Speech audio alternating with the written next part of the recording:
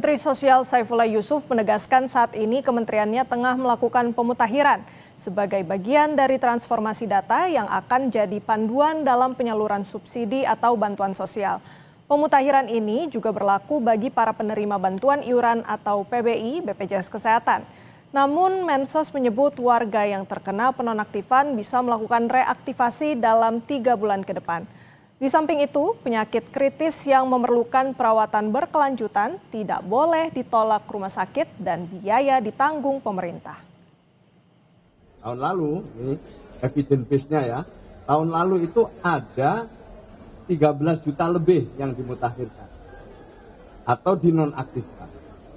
Pemerintah memberikan kesempatan untuk reaktivasi. Ada 87.000 lebih yang melakukan reaktivasi dari 13 juta yang dinonaktifkan.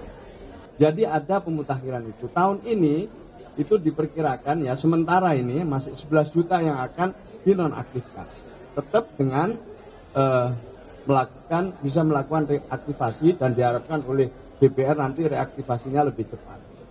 Yang kedua disepakati tadi untuk yang penyakit-penyakit kronis yang membutuhkan perawatan berkelanjutan seperti cuci darah, otomatis tidak boleh ditolak oleh rumah sakit dan langsung nanti pembiayaannya dibiayai oleh pemerintah. Saya kira itu tambahannya.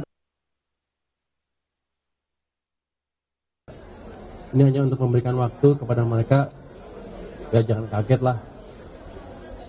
Atau kalau mau bayar sendiri, jadi tercover, bisa tercover betul. Jadi yang kemarin kan nggak adilnya kenapa? Karena tiba-tiba di bulan Februari ada 11 juta satu bulan.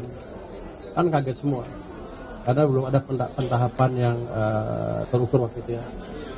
Sebelumnya cuma 1 juta, 2 juta, paling banyak 5 juta, tapi nggak satu bulan 11 juta kan 10%, tiba-tiba nggak bisa dapat akses, ya pasti ada yang banyak yang kena. Ini yang menimbulkan kemarin mungkin banyak protes ya.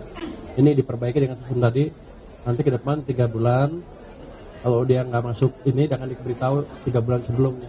Jadi sosialisasinya akan ditingkatkan lebih baik lagi.